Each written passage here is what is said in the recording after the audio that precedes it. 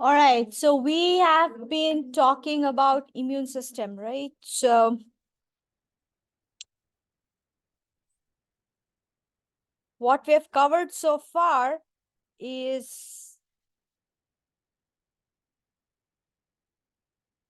the basics of immune system, and then we spoke about the antigen types, MHC protein, and all of that. So, and now today we will start talking about actually the lymphocyte or the lymphocyte activation and immunocompetence. Yeah, so we will talk about firstly immunocompetence, self-tolerance, and then origin, maturation, and function of T and B lymphocytes. Basically, we'll mostly talk about the B lymphocytes, origin and function both. And then we'll talk about antigen presenting cells. And then we'll move on to B cells again. Okay, so before we start, any questions you have? A quick update. So you have the exam 2 is originally scheduled on 28th February and supposed to close on 29th. So which means that is next Wednesday. Not this Wednesday, the next week Wednesday. So, but we also have the, we also have the spring break coming up. So what I will do, we will finish immune system on Monday. Okay. And we will do the review. Maybe we'll do a little bit of review on Monday, and again, we'll do that on Wednesday. And after we finish the review, I am going to open the exam, right? And it will, although it's middle of the week, Wednesday, but I'll still keep it open because you have a spring break coming and you don't need to work out if you don't want to, unless you don't have to do that during the spring break. So it will stay open, but it will stay open until Sunday, 9 o'clock. Okay. It's a big amount of time. So if you ask any extension after 9 a.m., I will not do that. Okay. So be ready for that. And I will open up on Wednesday, 2 p.m. right after we finish the class, finish the review. If you want to finish it before spring break by Friday, go ahead and do that. Okay. And then we will, but it will again stay open until Sunday, 9 a.m. But we will have class on March 1st here. All right. So it's not, I cannot cancel class on that. Make sense? All right. So we have been talking about, like I said, so we will first talk about immunocompetence, self-tolerance. Then we'll talk about origin, maturation of B lymphocyte. We'll talk about APCs, and we'll again come back to B lymphocytes. So immunocompetence, we did talk about this a little bit. Each lymphocyte must be more competent or able to recognize the self-antigen. And there are specific receptors to do that. And this property is called as immunocompetent. When a lymphocyte is able to do that, then we call that lymphocyte as immunocompetent. And what is self-tolerance? Each lymphocyte must be unresponsive, relatively unresponsive to self-antigen. Why it is important? So that it does not attack its own body cells. And lymphocytes actually go through a screening process of this, both the test, and we'll talk about that. So this is called as self-tolerance. If a lymphocyte actually starts recognizes its own antigen, then it will be discarded. Unless if that is not there, if that is not done, then the lymphocyte might develop, or we might develop autoimmune diseases, because we will like start destroying our own cells. So we don't want that. So these both properties are important for lymphocytes. So lymphocytes and antigen presenting cells. And when we are talking about lymphocytes, we know we have two lymphocytes, T and B lymphocytes, right? So these are the cells, first two crucial cells of adaptive immune system. So T lymphocytes are T cells, B lymphocytes are B cells. T cells or T lymphocytes give us cellular immunity, and B lymphocytes give us humoral immunity. Okay, there is obviously, they are part of the adaptive immune system, but there is a difference in how they operate. And then there are antigen presenting cells, or we also call them as APCs. They actually do not respond to specific antigens, and they play an auxiliary role. We'll talk about them later. What they really do, they present the antigen to the lymphocyte. That's why they're called as antigen presenting cells, APCs. Now let's see how this lymphocyte maturation and activation happens. So we all know already, T and B lymphocytes, they origin in what part of our body? Bone marrow. So they both origin there. Now, the B lymphocyte, of course, gets matured in the red bone marrow, but the T lymphocyte do not. Where do they get matured? Thymus. So they travel in the thymus, and that's where they actually get matured. So during this process, a critical thing that happens in there, they develop both these properties. They should develop both these properties, self-tolerance and immunocompetence. So that these two things we just spoke about, that is critical for their maturation process. So they should be immunocompetent and they should be self-tolerant. If that is the case, now they will be seeded in the lymphocyte organs. And we spoke about this before. Why is this important? The seeded means they will house there. This is where they get activated. How? Because pathogens are in these sites as well. For example, lymph node. So the pathogens, bacteria, virus, anything, they are also present in capillaries on lymph nodes.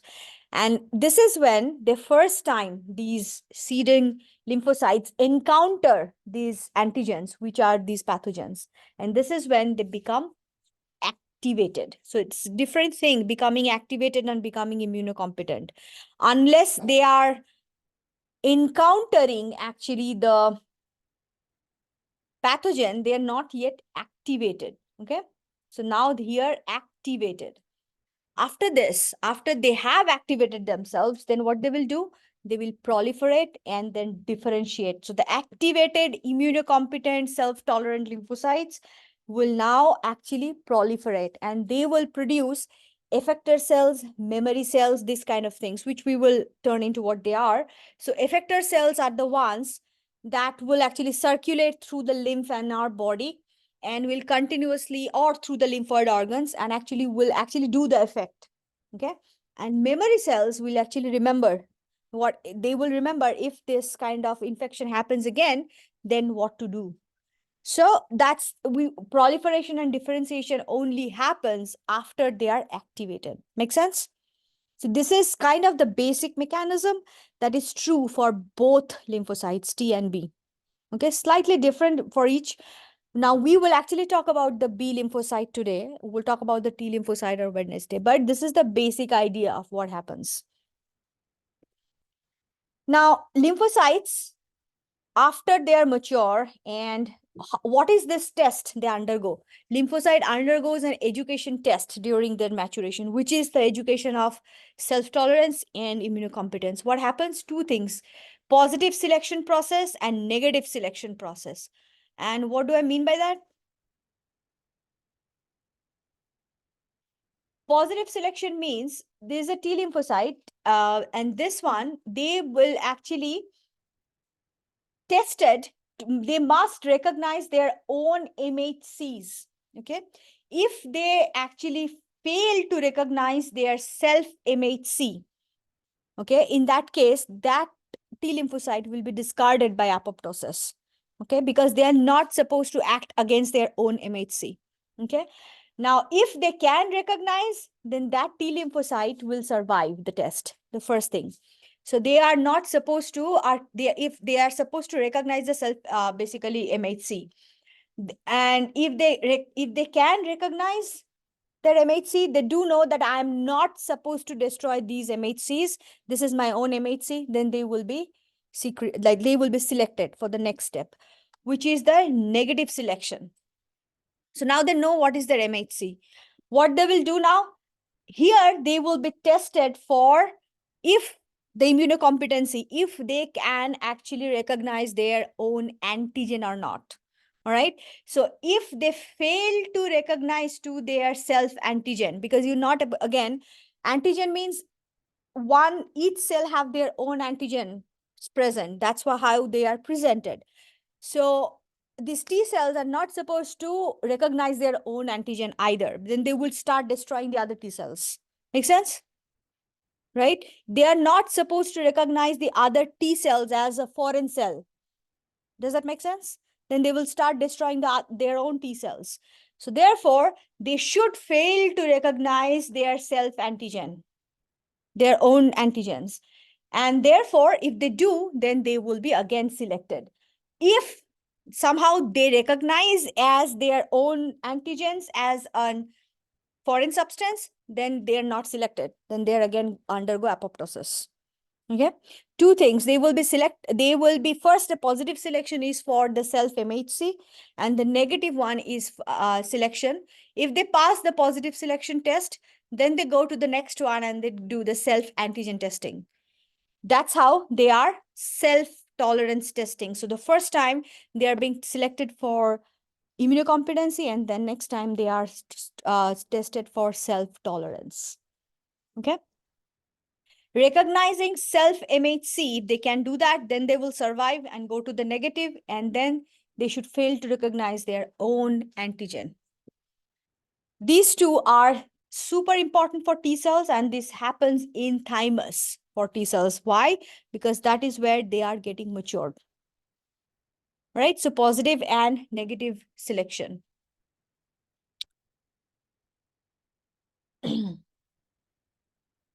Make sense? Any questions on this?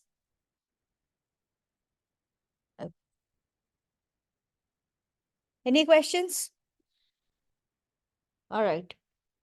So now lymphocytes, T and B lymphocytes, both T and lymphocytes have a lot of antigens on their receptors as well, on their cells as well. Who determines these antigens? It is again determined what kind of antigen they will have. That is determined by their genes, by the DNA. Okay, the antigen does not do anything by itself. Whatever they will present on their surface, that will be recognized by the genes. There are about 25,000 different genes that can code for these antigen receptors, right? And they are like all the time, they're reshuffled, and like we produce different combinations in order to make our system more competent. Okay, so T lymphocytes, how they are, B lymphocytes, how they mature, and then what are the tests T lymphocytes go through. Now, adaptive immune system also has antigen presenting cells, and they are also very important. Why? Because they are the one actually who present the antigen to the lymphocytes. Okay. So they engulf the antigen and present the fragments of this antigen to the T cell for recognition. So they are the one who are presenting this, doing this whole thing. They're presenting this to the T cells. Therefore, they're called as antigen presenting cells, APCs.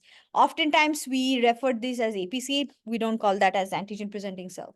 The first one is dendritic cell, and this is how it will look like. It looks like.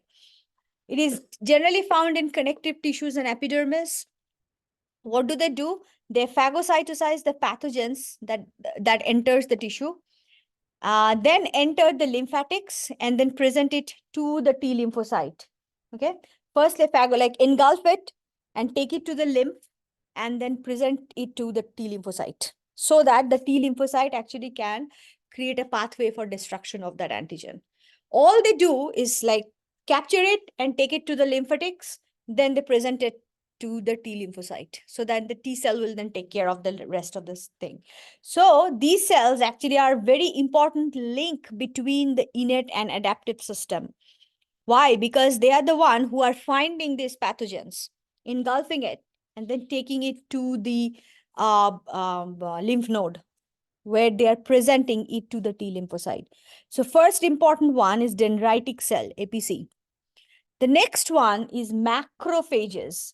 This is also widely distributed in connective tissue and lymphoid organs.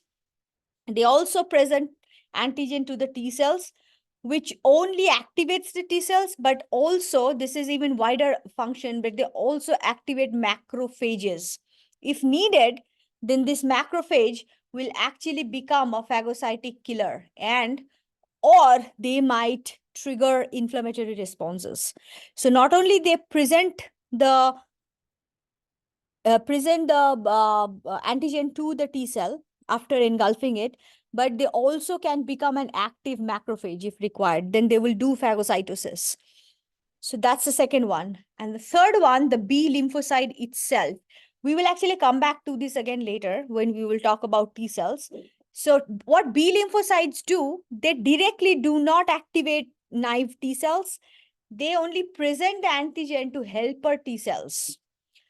So just for now, remember that T B lymphocytes can also become an APC, but we will actually discuss this process much detail when we talk about T cells, actually T lymphocytes more.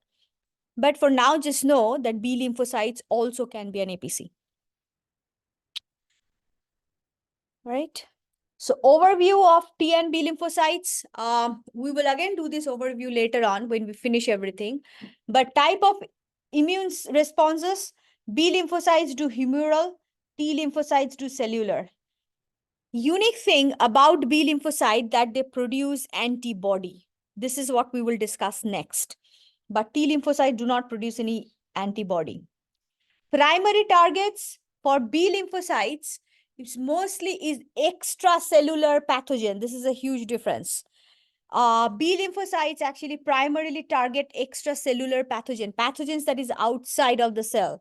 Bacteria, fungi, like for example, in the fluid, in the interstitial fluid that's present. Okay, that's their primary target. But T lymphocyte, because this triggers cellular immunity, so it is always working with intracellular pathogens. Okay, intracellular pathogens. So virus infected cell a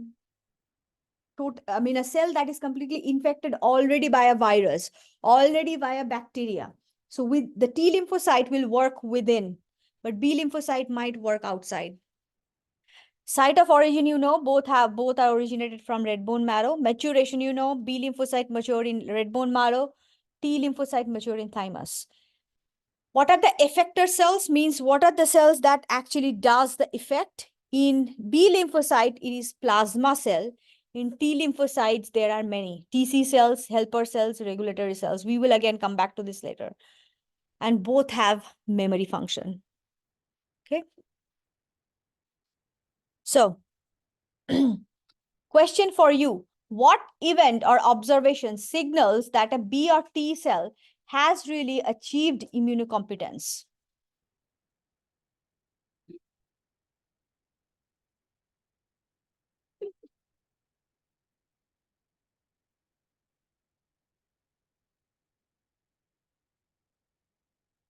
What actually tells you that it has achieved the immunocompetence?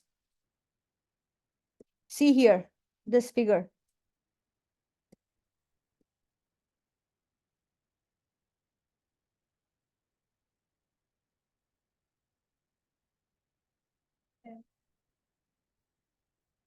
What was it?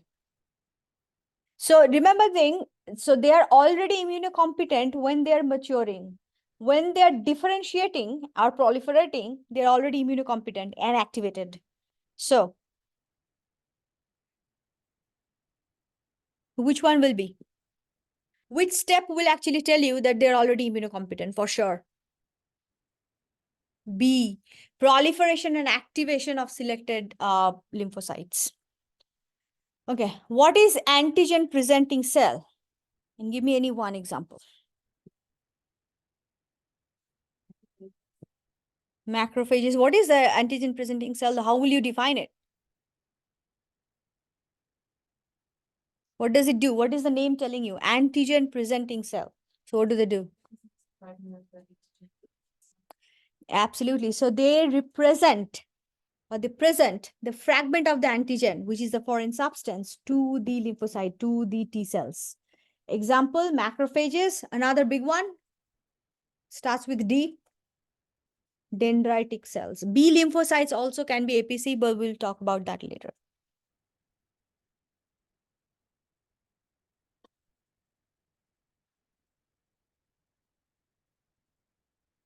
All right, so the next step, we will talk about humoral immunity. We'll talk about clonal selection of B cells. What is plasma cell? We'll learn about that. We'll talk about active, passive humoral immunity. And then if you have time, we'll also talk about antibody. Let's take 1 minute break and then we'll start from there.